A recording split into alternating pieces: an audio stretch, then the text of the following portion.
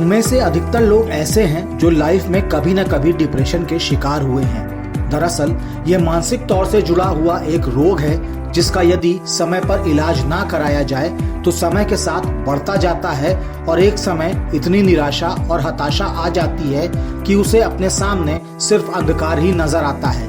इस अवस्था से रोगी को नॉर्मल लाइफ में लौटने में काफी मुश्किल आ सकती है और कई बार सुसाइड करने की टेंडेंसी आ जाती है।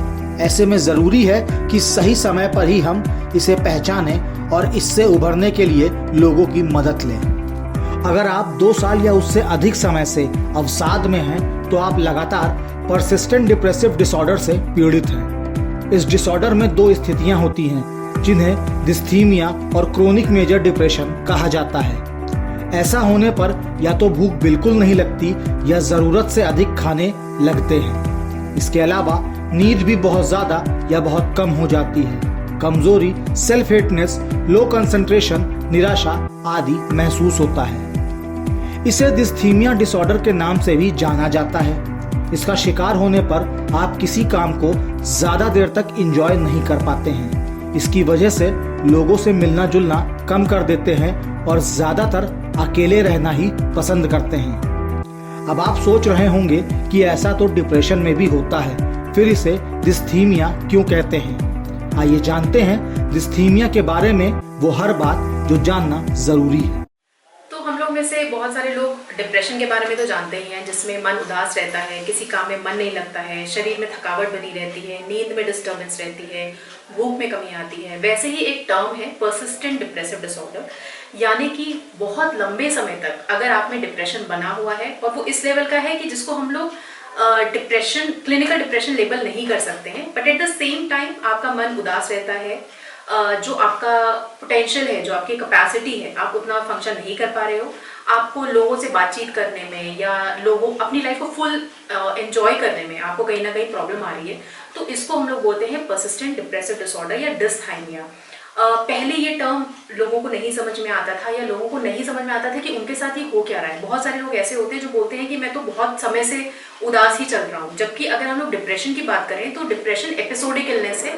कुछ महीनों के लिए ऐसा हो सकता है कि आप उस फेज से गुजरो और उसके बाद आप विद मेडिकेशंस या विदाउट मेडिकेशंस ठीक हो जाते हो। बट जो ये डिस्थाइमिया होता है, इसमें ये एक इंसान की पर्सनालिटी ही हो जाती है कि वो लंबे समय तक उदास और एकदम अवसादग्रसित महसूस होता है और ऐसा लगेगा कि उनको किसी चीज़ में कोई इंटरेस्ट नहीं आ रहा है, वो अपने अपने में ही रहते हैं, किसी से ज़्यादा इंटरेक्ट नहीं कर रहे हैं या उनको किसी चीज़ में कोई इंटरेस्ट ही नहीं रहता है, अपने अपने में एक रूम में बंद है या बहुत ज़्यादा उनका आउटपुट नहीं है टुवर्ड्स द सोसाइटी, उनका कुछ ज़्यादा इंटरेक्शन नहीं है।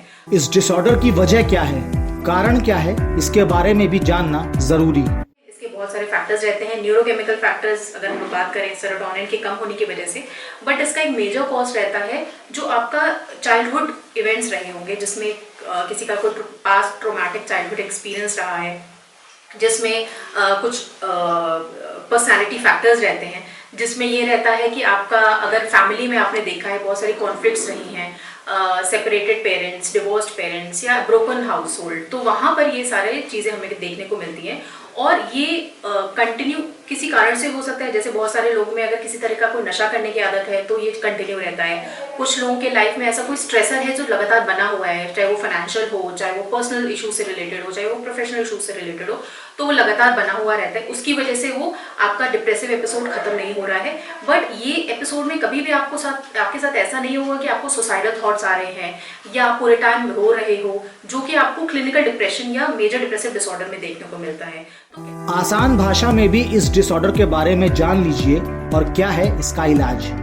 तो कहने का ये मतलब है कि लगातार डिप्रेशन बने रहना, बट इस सिवियरिटी का नहीं जिसके लिए आपको लगे कि आपको ट्रीटमेंट की जरूरत है।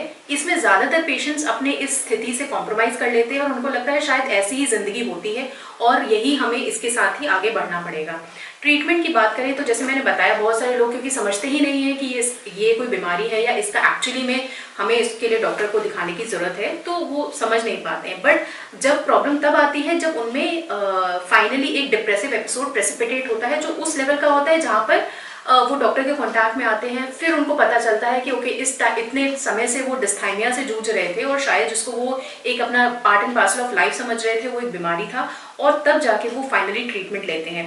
इसमें ट्रीटमेंट एंटी डिप्रेसेंट्स होते हैं, इसमें लाइफस्टाइल चेंजेस होते हैं जिसमें कि अपना योग, मेडिटेशन, डाइट मॉडिफिकेशंस के थ्रू आप अपनी लाइफस्टाइल इंप्रूव करते हो। जो भी आपकी लाइफ में स्ट्रेसर है उसको आप टैकल करते हो, उसको आप डील करते हो। और साथ ही साथ इसमें साइकोलॉजिकल थेरेपीज जैसे कि कॉग्निटिव बिहेवियरल थेरेपी, ये सब काफ़ी इफेक्टिव रहते हैं, क्योंकि इसमें हमारा थॉट प्रोसेस ही बहुत डिस्टॉर्टेड और बहुत नेगेटिव हो जाता है। हमें हर चीज़ लगने लगती है कि हमारे साथ ही ऐसा बुरा होता है, मतलब पूरा नेगेटिव थॉट प्रोसेस। तो उस फॉल्टी थॉट प्रोसेस को टारगेट करके हम लोग इसमें इम्प्रूवमेंट करते हैं। हम लोग थेरेपी के थ्रू, काउंसलिंग के थ्रू ये जो थॉट प्रोसेस है इसमें चेंजेस करते हैं, जिससे फाइनली आप इस चीज़ से ओवरकम कर सकते हो। क्या युवा पीढ़ी इस डिसऑर्डर से जूझ रही है? ये भी जान लीजिए।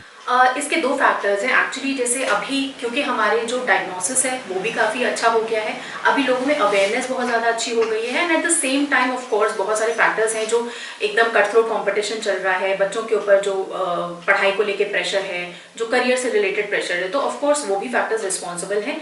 बट द फैक्टर्स की जो इस तरह के बच्चे हैं उनमें ये संख्या, डिस्थाइमिया की संख्या बढ़ ज़रूर रही है, और लोग इसको समझ रहे हैं, पहचान रहे हैं, तो इसके लिए ट्रीटमेंट के लिए भी आते हैं।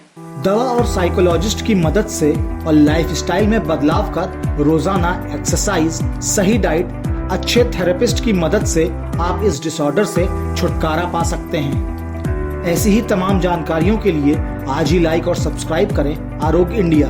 धन्यवाद।